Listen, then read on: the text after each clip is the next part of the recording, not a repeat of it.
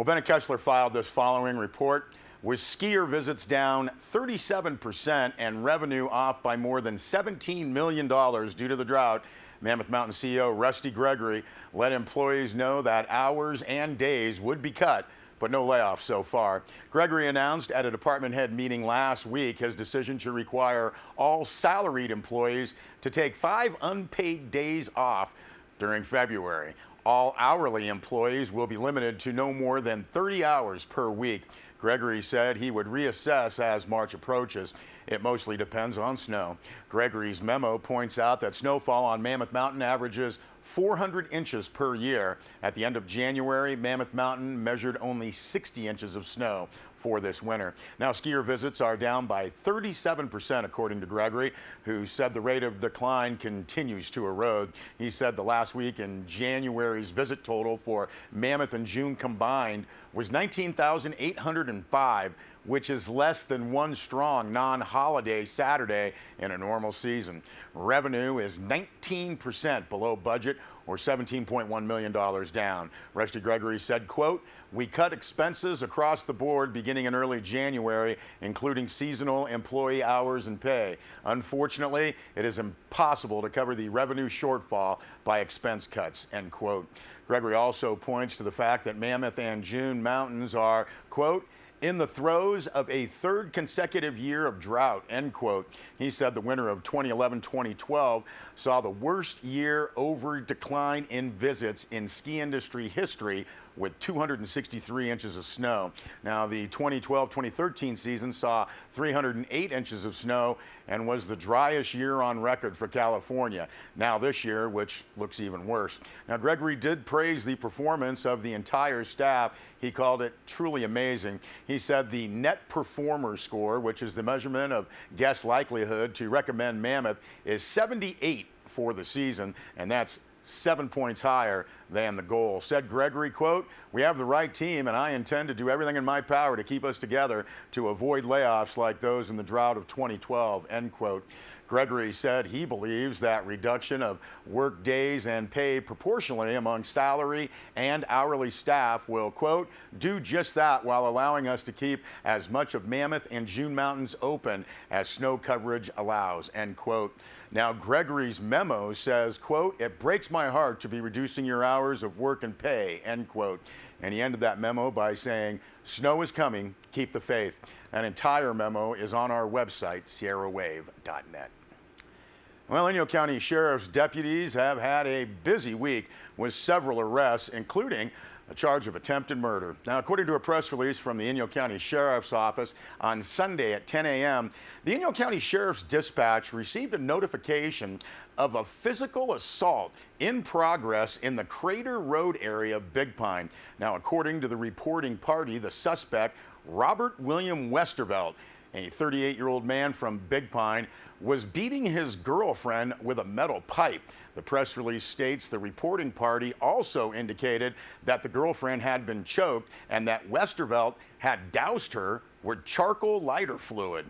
Inyo County Sheriff's deputies, as well as officers from the California Highway Patrol, arrived at the residence, but Westervelt fled the scene prior to their arrival. According to the press release, at approximately 6 p.m. Sunday, Sheriff's Dispatch received a confidential tip that Westervelt was located at a residence on Watson Street in Big Pine. Upon arrival, Westervelt attempted to flee. However, he was successfully detained and booked into the Inyo County Jail in Independence. Westervelt is being held on charges of attempted murder, corporal injury to a cohabitant, and felony assault. Also, from a press release from the Inyo County Sheriff's Office last Friday at 3:30 p.m., Inyo County Sheriff's Dispatch was notified that a physical altercation was in progress on North Barlow Lane in Bishop. Now, upon arrival, sheriff's deputies were alerted to a male subject running through a field away from the scene. That male subject, identified as William John Dean Taylor, a 22-year-old Big Pine man, was apprehended by deputies and escorted to a patrol vehicle so witnesses could be interviewed. Now, according to witnesses at the scene, Taylor had been drinking all day and had become increasingly combative. The press release states that Taylor had instigated a fight with his younger sister, resulting in him grabbing her neck and squeezing. Taylor began punching his mother's truck, and when confronted by his mother, he attacked her. Now, a friend of Taylor's attempted to intervene in the altercation between Taylor and his mother. However, Taylor then attacked him and ultimately bit the tip off of his friend's middle finger. Now, Taylor was booked into the Inyo County Jail and was being held on charges of mayhem, felony battery, vandalism, and disorderly conduct, alcohol. And last Wednesday morning, fugitive Alan Harlan Stone, a 24-year-old Bishop man, was arrested without incident in Bishop. The Inyo County Sheriff's Office had been looking actively for Stone since receiving notification that he had brandished a firearm on December 27th. Stone has 2 felony warrants for his arrest. On Monday, January 27th, the Inyo County Sheriff's Dispatch received a report that Stone was causing a disturbance outside a residence in Bishop. Now, the reporting party said that Stone had a butcher knife and was threatening the occupant of the residence. It was later determined that this person was not injured. However, this prompted an immediate response from law enforcement, which resulted in a vehicle pursuit. Now, that pursuit began near the Rocking W area and eventually ended in a driveway behind a residence in the 800 block of Wanuba Lane in Bishop. Both suspects fled on foot. The driver, David Martinez, a 34-year-old man from Bishop, was taken into custody. Now, based on Alan Stone's potential for violence, the press release states the Inyo County Sheriff's Office requested assistance from the U.S. Marshals Fugitive Task Force. The U.S. Marshals Fugitive Task Force was able to provide technical assistance as well as additional surveillance. Now, the team narrowed down Stone's whereabouts last Wednesday to a residence on the 500 block of North Paha Lane, where he was successfully apprehended. Now, upon his arrest, a strong odor of marijuana was detected within the residence.